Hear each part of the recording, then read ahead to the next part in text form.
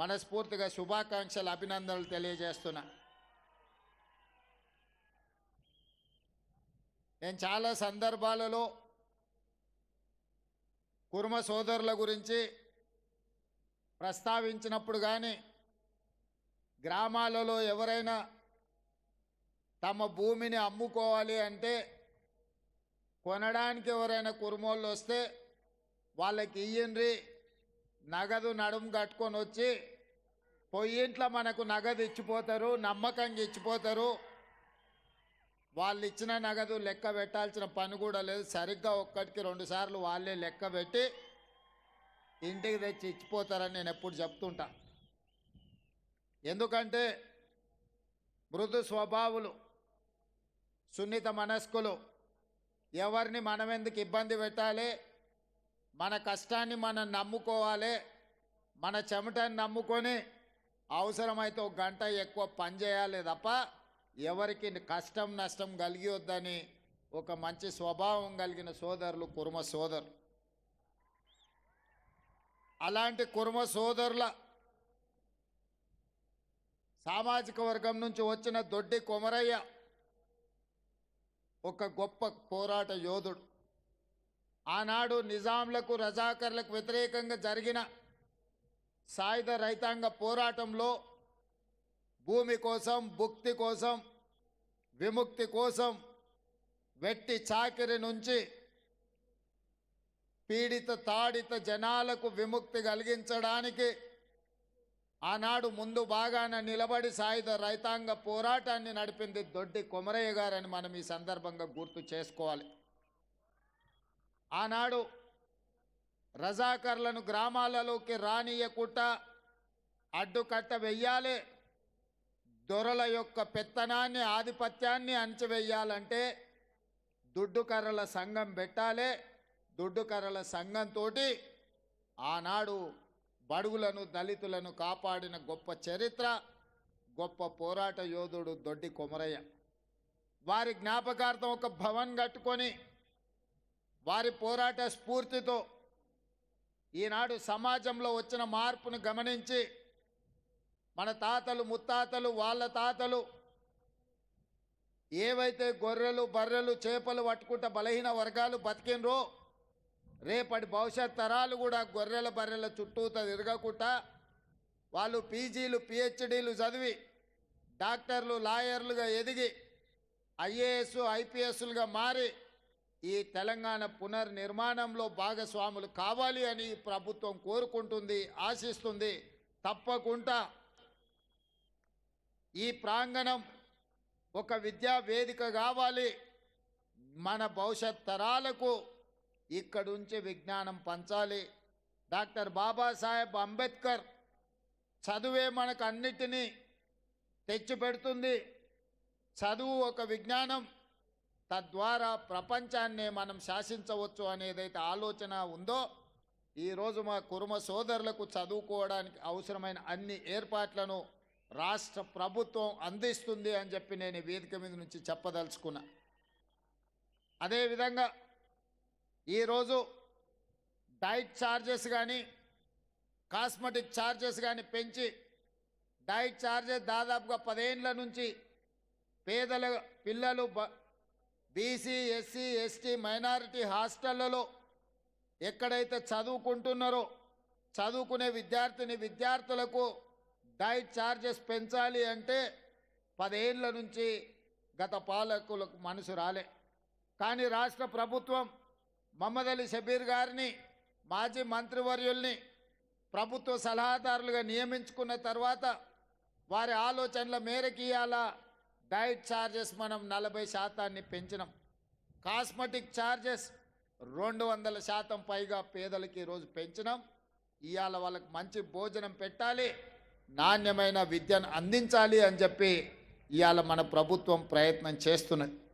ఇదే కాదు, నిన్న మొన్న జరిగిన రైతు రుణమాఫీలో అత్యధికంగా బలహీన వర్గాలకే న్యాయం జరిగింది. ఇవాళ 500 రూపాయల బోనస్ ఇస్తున్నాము అని అంటే వ్యవసాయం చేసుకుంటున్న బలహీన వర్గాలకే అత్యధికంగా న్యాయం జరిగింది. ఇవాళ 200 యూనిట్లు ఉచిత కరెంట్ ఇచ్చిన, 500 రూపాయలకు సిలిండర్ ఇచ్చిన 10 లక్షల రూపాయలు రాజీవ్ ఆరోగ్యశ్రీ ద్వారా పేదలకు వైద్యాన్ని అందించిన ఇది బలహీన వర్గాలకే అత్యధికంగా లాభం చేకూరుతుంది. అందుకే మా ప్రభుత్వం బలహీన వర్గాల ప్రభుత్వం, బహుజనుల ప్రభుత్వం. కంచ ఐలయ్య గారు చెప్పినట్టు జమీందారుల తెలంగాణ తల్లి కాదు, బహుజనుల తెలంగాణ తల్లి ఉండాలని, ఏ తల్లి అయితే మన అమ్మలాగా ఉంటుందో, ఏ తల్లి అడగకుండానే మన కడుపులో ఉండే ఆకలిని గుర్తించి బుక్కెడు బువ్వ పెడుతుందో, ఇలా అలాంటి తెలంగాణ తల్లిని మనం తెచ్చుకున్నాము. ఆ తెలంగాణ తల్లి మన అమ్మకు ప్రతిరూపము, మన అక్కకు ప్రతిరూపము.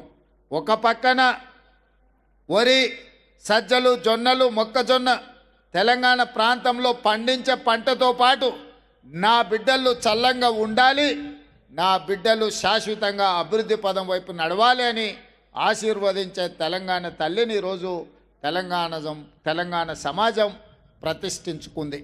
అందుకే ఈరోజు తెలంగాణ అభివృద్ధి పదం వైపు నడుస్తుంది. అన్నిటికంటే ముఖ్యంగా కులగణన. ఈరోజు తెలంగాణ సమాజంలో తెలంగాణ ఈ దేశానికి ఆదర్శంగా ఉండే విధంగా జరగబోయే జనాభా లెక్కలలో కులగణను చేర్చాలనే డిమాండ్తో దేశానికి ఆదర్శంగా ఉండే విధంగా ఈరోజు తెలంగాణ రాష్ట్ర ప్రభుత్వం కులగణన చేపడుతుంది. దాదాపుగా 98% కులగణన పూర్తి అయ్యింది. ఇంకొక 2% ఉంది.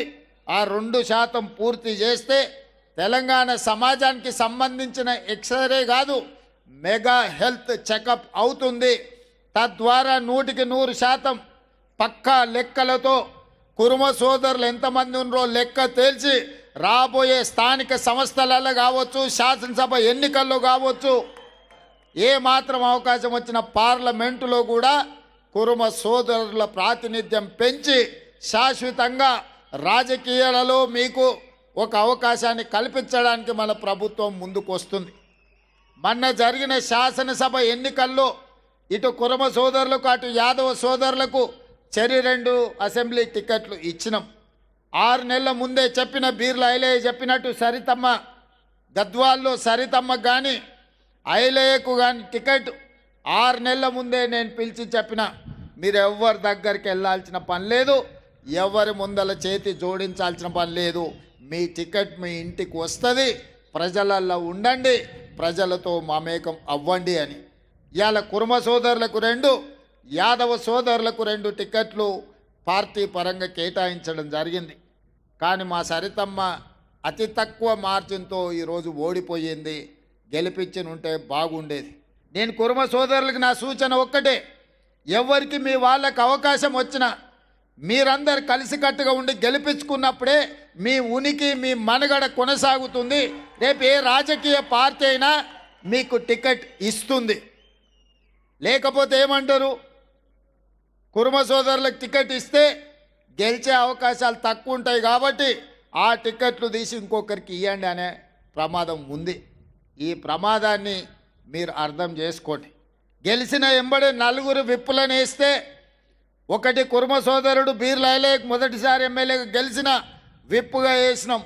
ఆది శ్రీనివాస్ కాపు సోదరుడికి వేసినాం. అడ్లూరి లక్ష్మణ్ మాదిగ సోదరుడిని విప్పు చేసినాం. డాక్టర్ రామచంద్ర నాయకు ఒక గిరిజన సోదరుడికి. ముఖ్యమంత్రిగా విప్పులే నా కళ్ళు నా చెవులు. ఎందుకంటే నాకు స్పీకర్కు మధ్యలో అనుసంధానం చేసేదే విప్పులు. అలాంటి పదవుల్లో 2 బలహీన వర్గాలు, ఒక దళితుడు, ఒక గిరిజన్ని, 4కి 4 సామాజిక న్యాయము, 4 సామాజిక వర్గాలకు అవకాశం కల్పించి ఈరోజు వాళ్ళని అందరిని కూడా ముందుకు తీసుకెళ్ళడానికి ప్రయత్నం చేస్తున్నాం. ఇవాళ బీర్ల ఐలయ్య విప్ అయిందంటే మీరు ఎమ్మెల్యేగా గెలిపించండు కాబట్టి ఇవాళ విప్ అయిండు. ఇవాళ విప్ అయిండు కాబట్టి ఈ ప్రభుత్వాన్ని మొత్తం దొడ్డి కొమరయ్య భవన్ దగ్గరికి ఎక్కే మల్లేశం ఎమ్మెల్సీగా ఉన్నాడు, బీర్ల ఐలయ్య ఎమ్మెల్యేగా ఉన్నాడు కాబట్టి ఇవాళ వేలాది మంది మీరు రావడమే కాదు, రాష్ట్ర ప్రభుత్వాన్ని మొత్తం దొడ్డి కొమరయ్య ప్రాంగణానికి తీసుకొచ్చి మీ సమస్యలను మా దృష్టికి, ప్రభుత్వం నుంచి మీ సమస్యల్ని పరిష్కరించడానికి ప్రయత్నం చేస్తుండ్రు. దీని అర్థం పరమార్థం, వచ్చిన అవకాశం వదులుకోవద్దు. మీ బిడ్డల్ని మీరు గెలిపించుకున్నప్పుడే మీ యొక్క ప్రాధాన్యత కనిపిస్తుంది. రాజకీయ పార్టీలు మీకు గౌరవం ఇస్తాయి, మీకు అవకాశాలు వస్తాయి. అట్లా మీరు చేసుకోకపోతే మీకు మీరే నష్టాన్ని తెచ్చుకున్న వాళ్ళు అవుతారు. ఇవాళ నేను మీకు ఒక మాట చెప్పదలుచుకున్న, పక్క రాష్ట్రంలో సిద్ధరామయ్య గారు ఈరోజు ముఖ్యమంత్రిగా